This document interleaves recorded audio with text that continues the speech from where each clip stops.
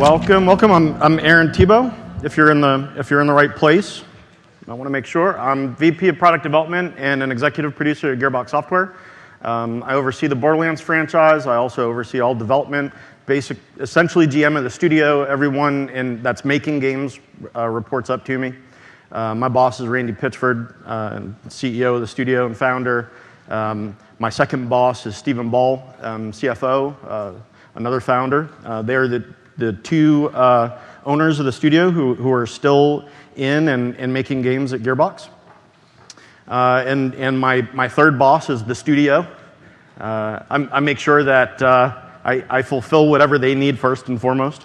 I also teach. I'm a professor at Baylor University, where I teach capstone and engineering. I like working with kind of, in that context, really small teams of students. I have 7 this semester, which is different from the close to 300 I have internally at Gearbox, plus all the external people that we have close relationships with at Gearbox. So it's kind of refreshing to do that. And today, I'm doing a little bit different format from what I've done in past years, if you've ever heard me talk before. Usually I rely heavily on memes and pictures and go more for entertainment value and giving you food you didn't ask for. This year, what I want to do more is actually cut through the bullshit a bit and get more into what we're looking for anyway, and what people I talk to in production around the industry are looking for in their producers, and how to move kind of crawl, walk, run style from getting your foot in, which many of you probably already have. Quick survey, who in here already is a producer in some kind of production capacity, a studio? Awesome. And who here is kind of looking to go that route, or making a lateral move or something like that? Cool. Students, a few? Wow. First of all, I'm flattered that so many of you who are already producers in the industry decided to come to this talk when there's so many other cool sounding talks out there. And congrats to those of you who are students or looking to get into the industry, seeking out opportunities like this to hear a little bit from people who've been doing it a while. I've been in games now going on 20 years. I was in music before that. I was in rap promotions and production. I may give a couple stories there. And I started at Origin Systems when we were coming out of the beta on Ultima Online. 97, when I started day one out of music, was as a audio intern. And about 3 weeks later, I started helping direct cinematics. Was there a question? I heard something corner of my eye, or corner of my ear. And we moved from there into doing some help third-party style with other studios around the EA system. Got to do things like go up to Dallas and work with the American McGee's Alice team, and work with Jane's Combat Simulations, where Andy Hollis had his group at Origin. We've got actually a couple of other old school Origin people in the audience right now that I can see, so thanks for being here. So really for me, what it boils down to is, as a producer, what I'm trying to do all the time is to imagine the very, very best possible outcome that I can and do everything in my power to go after it. And it doesn't matter where you are in the organization, if you are just getting your foot in the door, if you're the EP on a project, if you're a dev director, it really doesn't matter. This, I hope, is your goal all the time. You want to help your team achieve the best possible success. You're not just trying to kind of cover your ass or do the one thing that you got hired to do, or make sure that your next performance review, whatever your KPIs or metrics are for the the thing that you're going to be evaluated on, that you're just focused on that. Really, the bigger goal is entertaining our customers and finding ways to manifest the best possible things. That's what makes this really not just a tolerable thing to do for me, but something that I'm passionate about. And I know that there are many others who are passionate about production as well. However, we don't really have this kind of discipline of production. There aren't that many schools outside of management that really discuss what you do as a producer or a dev director. It's something that most of us have just gained experience from being on the ground doing it. And many of us came from other disciplines as well. So these are just my opinions, right? These are just things that I've seen in my experience and anecdotes from friends of mine who are in the industry. But what I want is to give you work to do. Okay, so hopefully you brought pen and paper, or we'll get access to this later, because actually what I want is for all of you to, as we're going through this presentation, think of what examples you would use to describe the things that we're going to talk about, what pictures that you would use to quickly send a message about those things, and how you would do this presentation yourself. I'd love all of you, when you get home, to create this presentation for yourselves and do it. So steal it and do something cool with it. We're going to start out, before we get into like how do you do the best possible, most awesome job as a producer, EP in the industry. And really, we're gonna stop a little short of the EP side. We're not gonna go deep into business. I know some of that was already talked about this morning about the economics of the industry. I think in an hour we don't really have time to go fully into the executive producer side of things. But I'll give it probably a few examples, and if you have any questions when we have time, please ask them.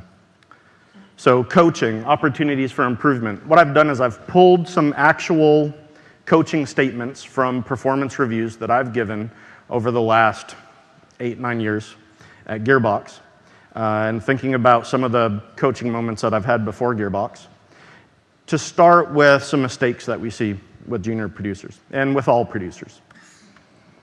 So the first one is, and I drive this one home all the time, please don't be afraid to say that you don't know something, because when you never say you don't know, if you are working with a team and you find yourself constantly feeling the need to answer questions as though you really know the answer and you don't, you erode trust with the team.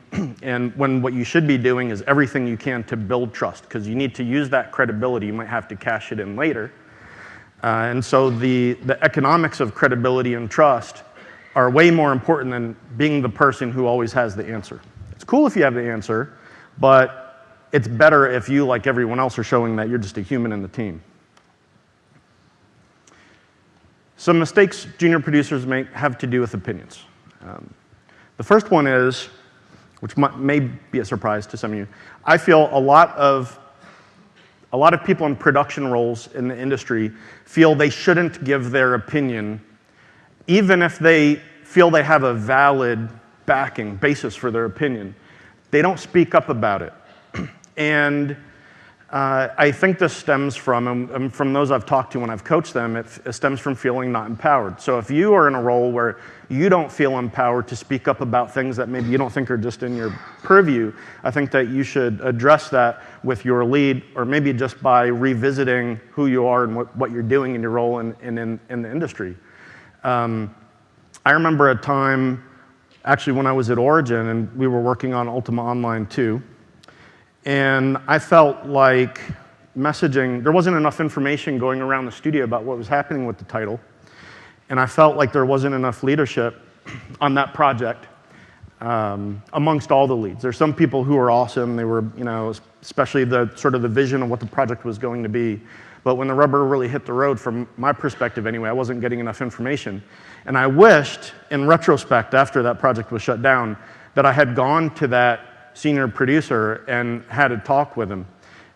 He quickly left to go run another studio, but I realized later why my boss, who was the head of we were in this team called the RAVE group, stood for Radical Audiovisual Experience. We were responsible for cinematics and storytelling and did technical animation and art and all the audio for our games.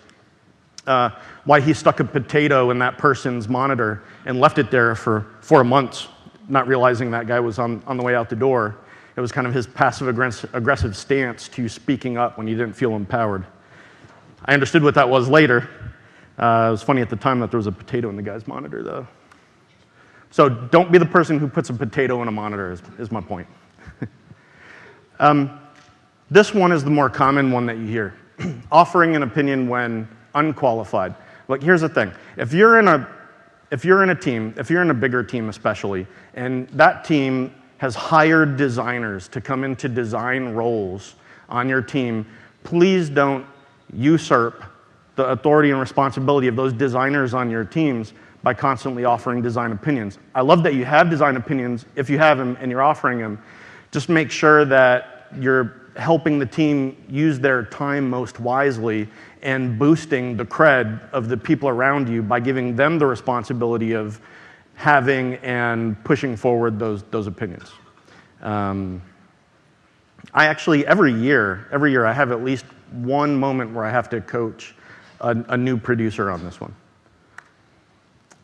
And then not asking others. So this goes hand in hand, obviously, with not speaking up or not feeling empowered, but not asking others for their opinion, not asking enough questions, not being curious enough. What I'm looking for, really, especially with newer producers, are people who are really curious.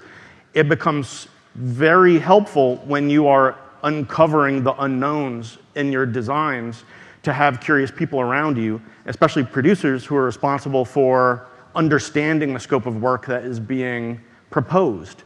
And so when you don't ask a lot of questions and people for their opinions about the validity of things, the goodness of things, how deep problems are going to be in things, then you're not helping your team as much as you could. Self-control. Once in a while, and this goes for all team members, but it really hurts me when I see it from someone who's in production. Your team's looking to you to be a leader, to be someone who sets the tone for adult behavior and professionalism in the team. Usually, we want that of all members of our teams, but my discipline now is in production, so I can't control per se or give that same message to all other disciplines. I'll say if you're in production, I'm hoping that you are consciously practicing self-control. There's a lot of ways to do that. We're not going to go into kind of all methods for all things here. I will ask you that you practice this. This is an obvious one. However, a lot of times we see information being disseminated through electronic means that needs to be given face-to-face. Anytime you coach somebody, I hope that is face-to-face. Never coach anybody over email or on a phone call. It can wait. Unless it's disastrous, it can wait until you're face-to-face. Also, great news is best delivered face-to-face. It's way more impactful, and you can also use it as a moment to coach in a positive direction, not just away from a negative direction. There's kind of damned if you do, damned if you don't things. There are a lot of these gotchas. So rather than say it's a failure to make a decision before you have all the information, I could have said that. But instead what I'll say is the failure is not recognizing what the best alternative is. You have to make decisions with incomplete information. It's part of your job. You're going to try to uncover all the information you can, but really, you're going to have to make a lot of decisions with incomplete information. So you might favor making a decision towards something that you can easily recover from. That's always a good direction to go if you have the time to recover. Taking too long to make a decision, well, there are some that can stand to wait, right? There are some things that are painful to make bad decisions with, whether it's hiring the wrong person or making some feature decision to do a back-of-the-box check for your product as opposed to ensuring that your team can really deliver on that thing that you're discussing. So make sure that you're weighing the pros and cons across competitive decisions.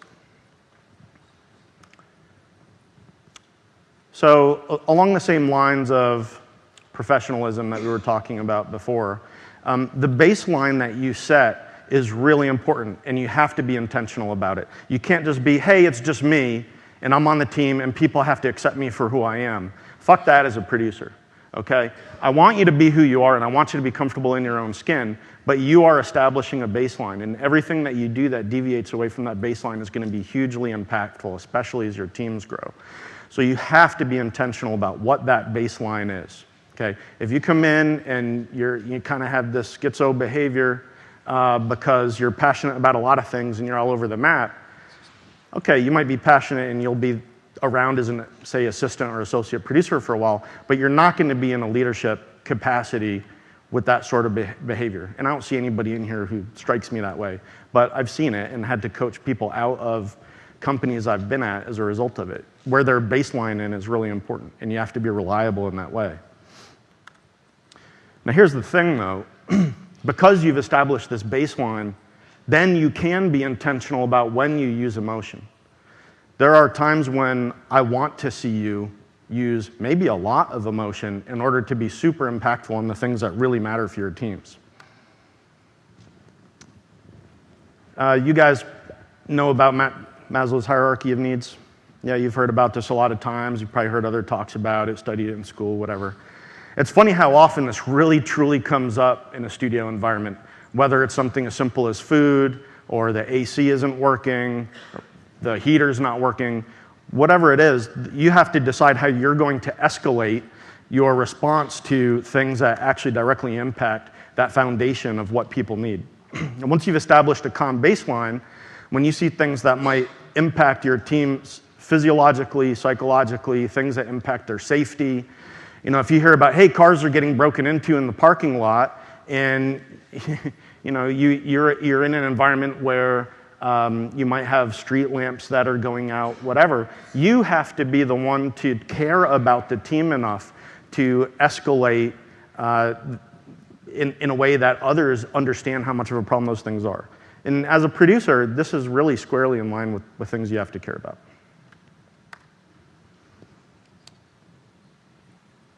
So, professionalism, you know, we're in games. I understand we're not in a corporate environment. It's cool, but I'll say, I'll give another origin example. We had this stupid, terrible thing we used to do, which was a mandatory happy hour. And it started when the company was small, and it continued when the company got big. And I saw 2 different marriages get wrecked over the fact that we had this forced socialized thing happening. You know, you have to be really, really mindful of how long do you want to be in the industry and what kind of reputation do you want to have and leave behind. So things like dating coworkers, again, whatever your company policy is cool. Keep in mind though, once you start having those relationships grow in the office environment through the stress that you're probably going to experience on the kind of projects that we see all across the industry these days, you know, that can really impact things in the game and in your life. And I don't want you to go through the kind of things that I saw in those days that we had 20 years ago. It's not okay to say offensive things. Like, it's not okay to, like, I don't want us to have to be too PC in the industry. I curse a lot. I use a lot of references that people would, you know, that I wouldn't use maybe at home with my mom, or you know, or with my family at home. At the same time, though, you have to be really aware of who your coworkers are, and you want to boost them up and make them feel great.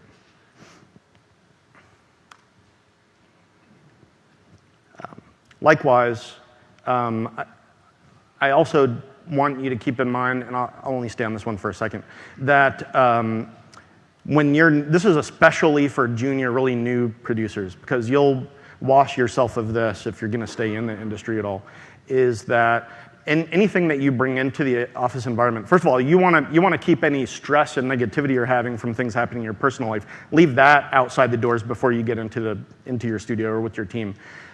Beyond that, most of the people on your team don't really want to hear about whatever's going on in your personal life, whatever your drama is.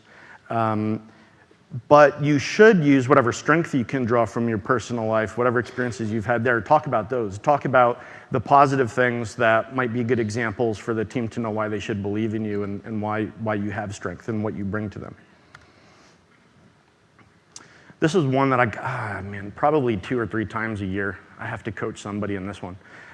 Too much importance put on titles, on using somebody's new title or role or promotion as a way to get what they want or enforce something, or feel like now they're supposed to enforce more of what they want onto the team.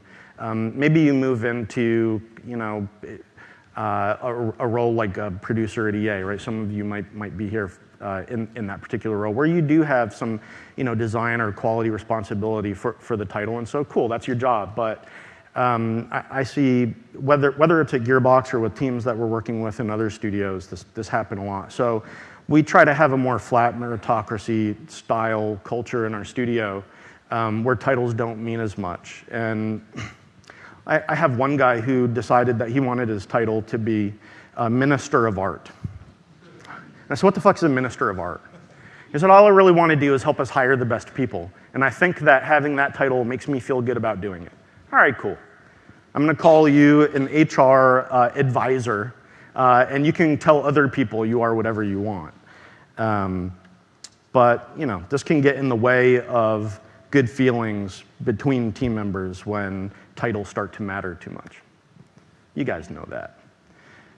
Something that I mentioned earlier is this sort of currency and economics of credibility, right? Once you start spending your credibility, you have to build it up again before you can start spending it again. And these tend to be on decisions where there's no clear answer, but you have an agenda behind the thing that you want, and so you're willing to spend that credibility that you have, and you have to be very careful about how and when you spend it, especially if it's something where others are pulling you to spend it on their behalf.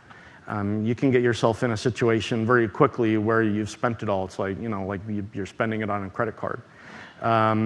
So the way to combat that is make sure that your decisions are yours, that you really, really, truly believe in the things that you want and that you're willing to go to bat for. This is really common, and this is something that, as you grow as leaders, I want you to think about a lot. You have to see yourself as a leader. It can be very difficult for us to see ourselves in that way. A lot of us in the industry stay in the industry or got into it because we didn't want to be an executive manager at a company or go down some other path that felt maybe more corporate or whatever to us, right? So I want you to see yourself as a leader. That is part of your discipline in production, and then practice things towards that. We'll get to that in a second. I'll only be on this one for a second. About 2 months ago, this is actually, trying to be too cool was a line in somebody's review. It wasn't a review that I gave, it was a review somebody else gave. I won't tell you which of these 3 things was the issue, but it was a new person who just really wanted to fit in. And I hope you don't find yourself in any of these situations. Don't be that person, though. You won't last long.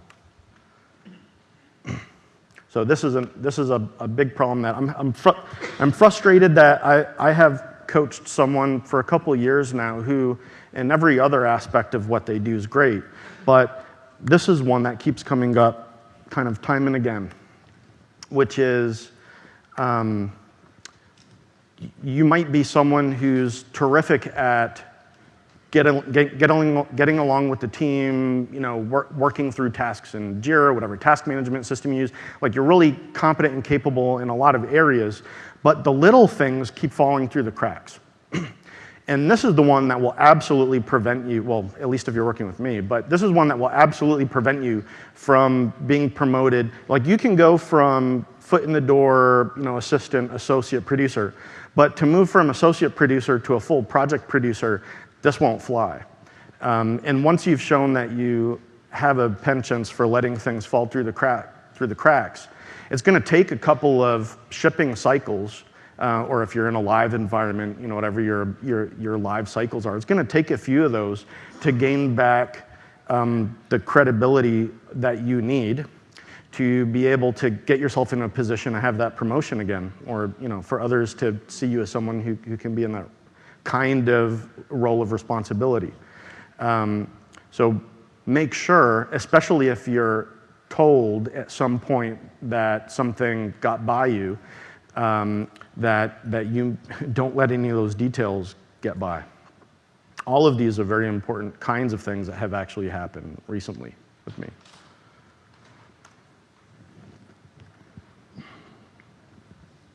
How many of us get frustrated about being in meetings where people just always seem to take notes and nothing happens with those notes? Am I the only one? Yeah. So to move this from a kind of a negative thought into more positive thoughts, I hope everybody is turning everything that's happening in meetings into actionable items. You have to measure those, right? Because people only do the things that they're measured in. Over time, if we feel like the thing we're doing is of no use because it's not being measured, nobody remembers that I actually turned that stuff in that meeting into action items, then I can easily fall back into the trap of just sitting there scrawling crap on a piece of paper. So if you have people working for you who are note takers in meetings, or if you're the note taker, designated note taker, whatever, make sure that others know you're constantly following up. This one kills me, meetings with topics but no agendas. It goes hand in hand with not having action items and follow-up. Just fix your meetings. There's a lot of thinking out there about how meetings should be held, but just fix your meetings if you're having these kind of issues. Dear God, please. And in fact, I'll give a quick note about that last one. I wanted to train my production staff at the studio. I now have, I probably have 25 or so producers at my roundtable, maybe 30. I wanted to train them that my expectation of producers at Gearbox is for them to be responsible as a peer group to solve their problems before they ever get to me or anybody else who is going to have to then sort out noise from the signal. And to train them in that, when I began assembling this new group of producers, I told them first, because I like to use dramatic language to convey simple points, I hate meetings. So never call me to a meeting unless there's a great expected value to come out of it, and only if it's almost a last resort because something couldn't get worked out between yourselves first. And that the outcome of that approach, of course, you know, I also gave examples of how I wanted these meetings to be conducted to get those results, was the most junior producer, one of the more junior producers in our studio, now runs these producer roundtable meetings where all the important stuff that has to get sorted out between producers happens at these roundtables. No executive managers, no executive producers go to these meetings. That's by design. And I've had requests from other executives, hey, can I go to these meetings, hear more about what's happening? Well, no, because if you do that, they're not going to have the discussion they need between them. So what I want is, I want that healthy peer community to be established in a studio, especially at our size and bigger. I mean, we're small compared to maybe what, if any of you are from, say, Ubisoft Montreal or any of the larger studios. But even so, there has to be a healthy community of practice amongst producers. You can't do that when everybody's just working in their silo.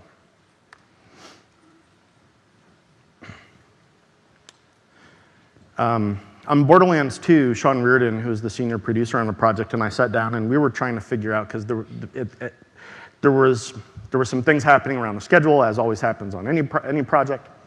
Kind of what's the formula? Actually, we started this discussion way back early in Borderlands 1 even. Kind of what's the formula for quality, man? If what we care about is quality and we're a meritocracy and we need to create a compelling argument about why we need to get more time for something, you know, how do we do that? Well, you know, quality results from focus and time. So we need to use these words and then turn them into something actionable as a studio for how we organize ourselves. Quick thing I'll say there is anything that distracts from focus is negative. So if you have people who are spending a lot of time streaming, if you're doing that, if, you know, taking a lot of smoke breaks, whatever, while that might not feel like a big deal, you know, on a day-to-day basis, you're creating a lot of debt over time that has to be paid. And that's something that you have to reinforce with a message with your team all the time. You can only do that, first of all, if you are setting a good example. Giving a heads up. So the military has this term a warning order. It's, hey, I'm about to tell you something's going to happen. Here's the thing I'm going to tell you, and then the actual order comes later. And you have to remind people all the time that there was a discussion about something and might require them to do work. They have to be prepared to do that work, because if you don't do that, you have situations where, especially with leads who are really busy, they I don't remember that ever being discussed, or I don't remember that being a thing I had to prepare work for, and I didn't create that job posting, and I didn't do the spec for that thing that had to happen. So you have to keep this cadence of information so that people remember there's a thing that they're going to have to do.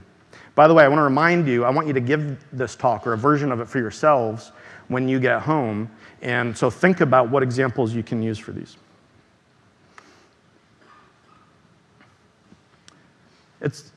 It's strange, but I think this happens in a culture where performance reviews don't happen regularly, that we forget part of our job is to supervise what's happening. We're not just information handlers. We actually are responsible for the quality and result of the product that we're working on. And so supervision, for a junior, and remember, this is more geared towards junior producers, while I don't want you to act like you're the boss, I do want you to remember that you have a responsibility here. So it's an easy one, just don't be negligent. Well, what happens next when we start to abdicate our authority in the role that we do have is we might do things like a very bad job at expectation management. Now, this ranges across all kinds of things, and unfortunately, it can become part of our culture if we're not careful, just the topic of poor expectation management. We see it in things like press tours, where we might say things about products that were correct at one time and then later were not so correct. Or it might become something about what a role is, what we expect of people in their roles. It can be something about what the focus of our project is at the time, whether it's time or quality. You have to manage your triangle, right? And the triangle of time, quality, and money as something that you're responsible for managing, you have to know which of those there's always something that's a priority, okay? You can't have everything be the highest priority. And expectation management is knowing what the priorities are and clearly communicating those. And that can be caused, one of the things is having unchecked assumptions. And I had to counsel somebody about 6 months ago, kind of hand in hand with things getting through the cracks, not doing a very good job of actually checking information. So we know that in a communication model, there's the signal that's transmitted. Well, if you want to know communications really happen, I did a talk on this last year, so I'll only touch on it here. You want to make sure that communication was actually received in the way that you intended it. And that is your responsibility. And it's funny to me how often it's easy for us to transmit communication. We're so willing to transmit communication, but we do a terrible job at making sure that that communication actually happened, and that the signal went through, and that the message was heard and is being acted on in the way that we intended. So I'm saying it's hard, it's not easy. Don't distribute your attention too much. It's easy for us to make too many commitments. Once you can go too far, right? You can say, I'm going to enable the team to do everything, and then it's very, very quickly, easily something we can fall into as a trap. We're getting close to wrapping up kind of the failure part of this. So failure to deal with the producer's dilemma. This happens all the time. When you have somebody in a seat and you think, man, if I coach that person, I only have that one person who can do that thing, whatever it is. This might be my cert or platform specialist, or it could be the lead designer of the project. It could be anybody. When we fall into the trap of having to keep that one person, it could be that one bad seed that spoils the water, that poisons it for everybody. Poisoning the well, I see less of it these days in the industry, but it sure as hell still happens. I see a lot more qualified people, and we have grown a lot, which is good, but we still fall into this dilemma. And as a producer, you have to be kind of at the front lines of dealing with it.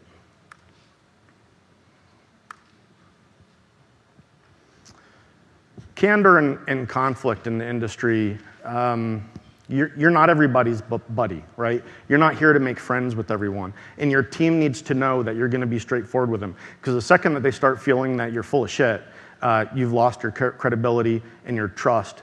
And they know you're no longer able to be candid with them. They'll feel that you're trying to politic with them. And when you move from candor to politics, you've lost the team. And you need to know when that might happen and avoid that danger.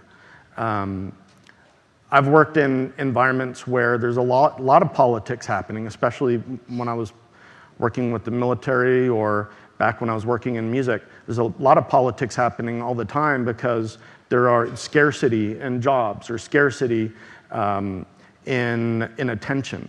And once you get yourself into a role where you can make sure there's a lot of attention you can give to members of your team, or a lot of jobs that you can provide, or coaching moments that you can have with them, you can do away with some of the politics. But you have to be direct with people, or else they'll feel that you're full of shit and they can't trust you. And then it's much harder for you to do your job, and you probably won't be in your job very long. So this is kind of the complement to that. That will happen, it can happen if you're not comfortable with being direct with people, if you have fear. It's okay to be afraid, but you have to practice being candid. A lot of people have to practice that. It's not something that's natural to everyone. So hopefully you're in an environment where you can practice that, but you have to find opportunities to practice. Don't ever lie. So moving from there, that's sort of the crawl walk phase. I'm going to talk about the things that I think make for super producers. Again, not quite at the business EP level, okay? There's a little bit of that, but between myself and the senior producers I work with at Gearbox, and some at the publishers we work with, here's a few qualities that I'd like to see you all practice and think about intentionally, okay? So here's the first one. You have to be the person now. Say you're moving from junior producer or mid-level producer into senior producer. You're the person responsible for the project for the team, or you're enabled by your lead to be one of those people. Bad things have to stop. And you have to go through a practice. You should go through a process on a milestone basis, some regular basis where you are evaluating. You might do this as a mid-mortem, a post-mortem, simply something that you do as an activity with your team members, your leads. You have to be constantly identifying things, those that need to continue, those that need to stop, new things that you should start doing, things that need to be discussed. Okay, you are going to come across things that have to stop. And the only way to break a cycle in a bad culture or to avoid some pitfall for quality of project, things that make studios go out of business, is to make bad stuff stop as quickly as possible. And it is your responsibility to do that. The best producers walk around. I talked about not sending all your messages through electronic means. If you have a team, right, if it's not just a fully distributed team, I'm saying in the realm of the feasible, you should be walking around. Your face should be everywhere. People should know who you are. You should know who your dev team members are. You should know as much as you possibly can about them. And there are some really tangible reasons for that, and some popular thinking about the walking manager. One of those is the ability to send that message and rally people around your causes.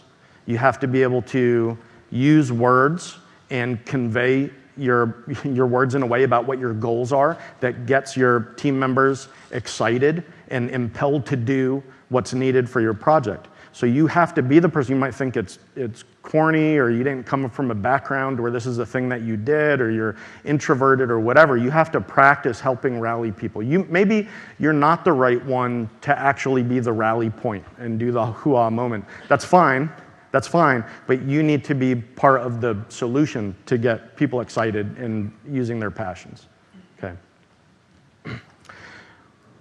The best producers show and practice the things they want in the macro, they do it in the micro all the time, every day, in the smallest ways, because it sends a vibe across your entire team and your studio about what your expectations are, from the smallest to the largest. It's common themes, right? So here are some in that, basically in that, according to that triangle. The team's food, again, details. Clearly communicating every time you branch or have a build. Don't let those get by you. People need to be aware of the state of the product. That loop from intent to QA, depending on how you manage QA and quality in your studio, this could be a huge thing. Not just because you want to reduce bugs and defects, but because your QA team typically is your front line of getting a broad view of the quality of the state of the next piece of software that you're releasing. So this cadence of useful communication, the best producers maintain that cadence and are intentional about it. You don't just, when you have information, send it. You think about regularly, what is the kind of digest? What are the kinds of information that you can provide on a regular basis so that you set an expectation with your team that you are going to provide them information. Even if you don't have a lot to say, provide a little bit on a regular basis so they know that information's happening and they'll feel a lot more secure about decisions being made that they're not aware of. The best producers have a strong moral compass. I don't think I need to say a lot about that, but maybe it's not obvious to people coming in the industry. It was interesting to me, this came up a lot when I was talking with my production friends about what makes for great producers, is that your team can rely on you to make decisions for the right reasons. And that your team can recover even if consequences of decisions are negative. You have to practice what you want. You have to have a shipping mentality all the time. At least, now, again, the industry is really big now, right? So we have people in many areas of development where maybe you don't ship things in the same way that I do cross-platform and PC. Maybe you're shipping every day if you're in mobile. So there you definitely have to keep that shipping mentality, but you also might be doing things where efficacy is much higher than, or you might think efficacy for, say, if you're doing an educational game or something, is higher than pure entertainment value, and so your mentality is more around efficacy. That's fine, but we're making games still, right? So we want to make fun things that are going to get out there. When you don't include the team in decisions about the thing they're making, then they're not bought in, and then they're out, right? A lot of people see it as binary. A lot of developers, they're passionate, and they're going to see it as a binary decision. They're either in or they're out. You got to keep them in, and the way you keep them in is by keeping them engaged. Best producers are playing games. Hopefully you're playing games with your teams. It's a great team building exercise if you're playing cooperative games. Competitive's cool too, but if you're playing co-op games with hard missions, then those are great team building moments. Also shows you're a gamer. You're buying those cred points. So producer, a lot of people who are not in production, and a lot of us who are in production, think of the producer as a scheduler. I think of the scheduler as the project manager. I think of project management as part of what producers do. We've created titles for people who spend more time in scheduling than in other areas of production. But if you want to be a great producer, you better be awesome at scheduling. You can go other directions in production that aren't as scheduling focused, but when somebody in finance, say, asks you, are you going to hit this milestone, and you, I wouldn't say lie, but you make a reach statement and say yes without actually knowing what the state of the project as compared to your schedule is, then you're putting yourself in a dangerous situation. So what I prefer is people to come from a background of having to work with creative departments in building lists, going very deep into those lists, maintaining data to do trend analysis with those, what the outcome of the work from those lists was over time, so that you really quickly build your, so that you build your bullshit filter, and have the encompassing view of how quickly people can get things done on your team, what the kinds of appropriate work is for your team to commit to, et cetera. The hard thing there, I think, because I still don't see it often enough with even just people who are only focused on scheduling and project management, is in bracketing. If you have any responsibility for scheduling at all, and even if you don't, and you just want to make sure you know what the hell's going on in your project, I hope that you can regularly have conversations about and build your own backwards plans and forwards plans. Compare the two, and then bracket the window of when you think things are going to land.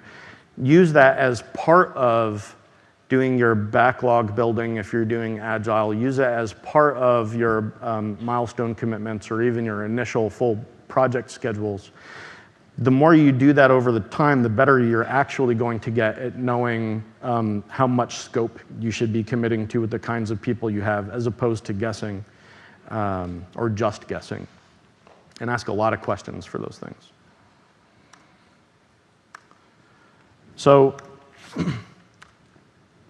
going back to, say, music, that's definitely talent management, A&R, artist and repertoire, kind of like building your building bands or groups or working with them to make sure that they're being promoted or doing the best kind of work they can. It's the same thing in games. It is a talent management business, and hopefully you know that. It's not just getting random people in and building a schedule around them, but rather over time, especially in a studio environment, really crafting what the team is like and who's responsible for what things, so that your composition is good. Senior people tend to want to mentor others, or at least rely on the experience they have and know that it's being listened to. So you want to have the right mix of senior and junior people. You only go to war with the army that you have, right? So make sure on behalf of your team that you're committing to the things that they can do. You need to know what their growth plans are also, so you know what kinds of challenges they want to accomplish next. And you have to constantly be talking about what the goals were and whether or not you hit them, and celebrating those successes when they happen, but always providing kind of breadcrumbing the goals for your teams. If you don't know what the growth plans are for your team members, please go find out or build them if you haven't already. You have to get inside the heads of your team members so that you know what's possible, not just what you've already committed to, but what's possible with the team that you have and where your gaps might be for what's next. Because I think all of us are only going to stay in this industry if we're able to innovate, if we're able to capitalize on the teams that we've built or are going to build in the future. We can't do that if we don't go deeper into knowing the motivations of our people. Your decision-making framework's really important. It's also very important that you be able to communicate it, and that's really hard for many producers to communicate that they even have a decision-making framework. It's easy to say you're making decisions based on common sense. It's really hard to say you're making decisions based on any particular framework or approach, okay? I mentioned a few things here, and I'm gonna ask, if you're not familiar with these, that you follow up and discover more about them. So one I didn't write in here, which has to do with P&L impact, is the idea of earned value management. In earned value management, you're comparing the product that you built to the money that you spent. And to people in finance, the ones who tend to control, unless you're just completely self-financed, in which case, congratulations to you. But for those of us who are still working with other people's money, the more clearly that you can communicate the value of the thing that was built to the money that was spent, the less other questions you're going to need to answer. And the more leverage you'll have to get new things that you need for your team. Cynefin framework, this relates directly to Agile, and this is around understanding the situation that you're in. Situational awareness, and then having a measured response to the situation that you're in. To go from being a good producer to a great producer, this is something that you have to master, is modifying your approach to the situation that you're in with your project and your team. And hand in hand with that, practiced agility. So, how many of you now are kind of in full or very heavily adopted Agile production frameworks in your studio? Okay, not everyone, but most of you, I'd say. I found, and you probably know, I haven't found a common implementation of Agile or Scrum or Kanban in any set of studio environments. Everybody's doing something a little different, which I think is cool and good, because it should be something that matches with your culture. But because it's different in many different studio environments, we need to practice before we implement full scale. And practicing can be very hard because you have to find the right situations to do it in.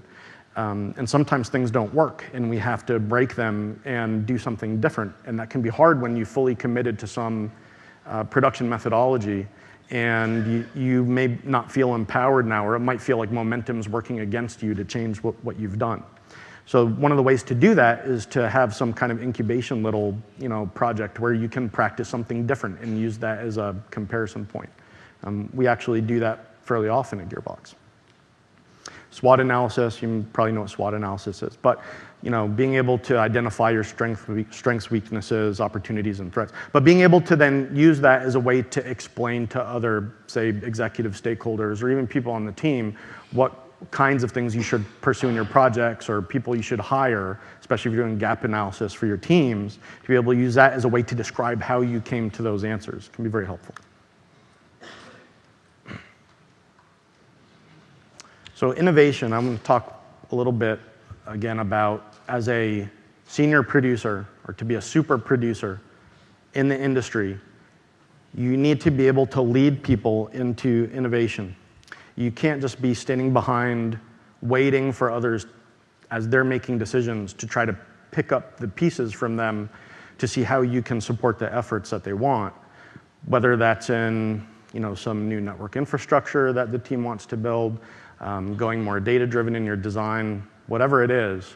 You need to be at this point, to be at this level of production, part of that decision-making process, and funneling the decision by asking questions about feasibility and being part of that process. That's how you move from chaos to structure. This is what that framework, by the way, high level looks like. Go out and read more about it.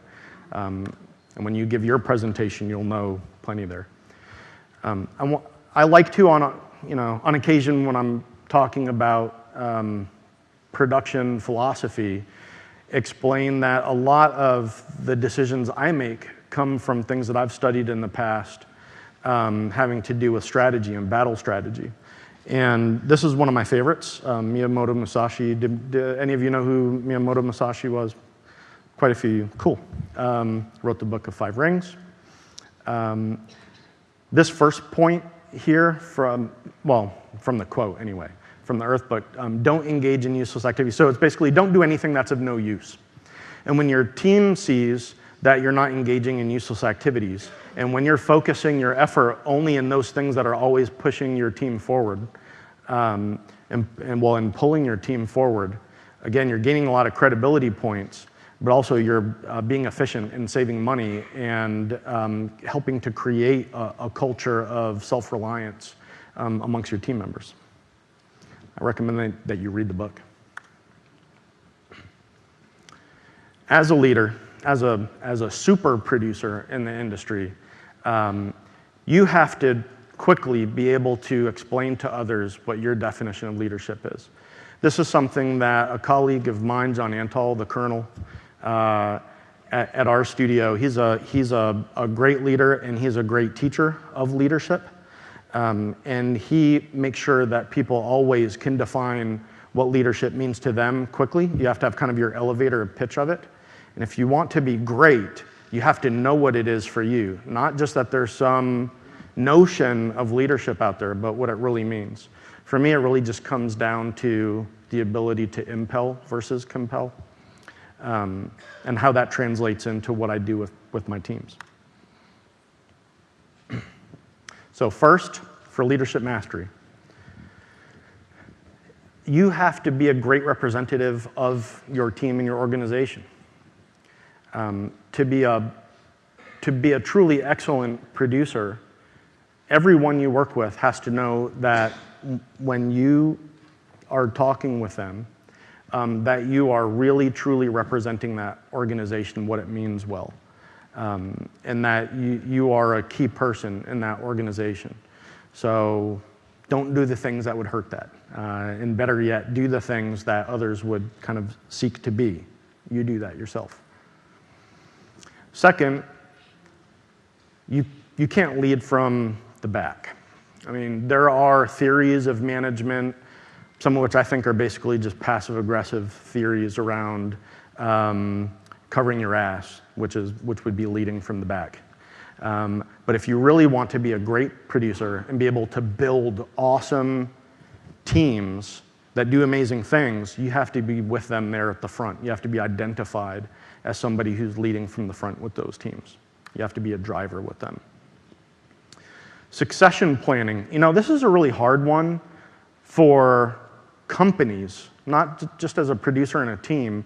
This is a really hard one for companies to think about. A lot of studios have been built as lifestyle businesses, right? They haven't been built as some other kind of company that's going to scale and grow and transform into other things. We have a lot of studios that have people who are making games because they wanted to make games, and they're in that company to make games, and they're not going to do something else. So that studio, and it is represented now in the team that you work with, are there just to be there to make games, and that's awesome. I want to make great games. I hope you all want to make great games, but people are not going to just be in one role forever.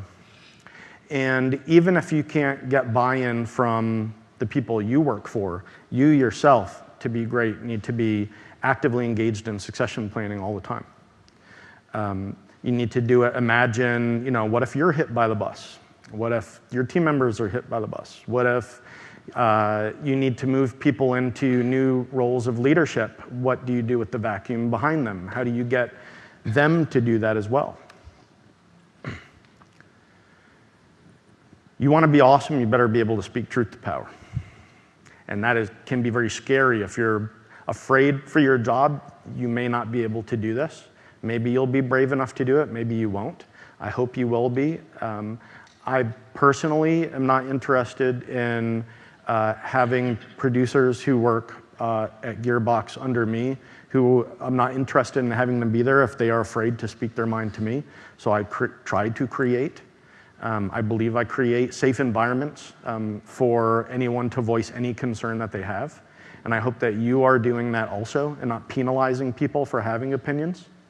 Remember, you have to have that baseline of being calm. And once you've done that, then you have the credibility to coach them in some direction. Remember, I want you all to go home and teach what we're talking about here today, but do it in your own words with your own examples and your own pictures and whatever you want to use. But if you want to become great and you want to be seen as someone who has a credibility to be overseeing a lot of projects and people, you also have to see yourself as a teacher, not just somebody who's, a satellite pulling and conveying information.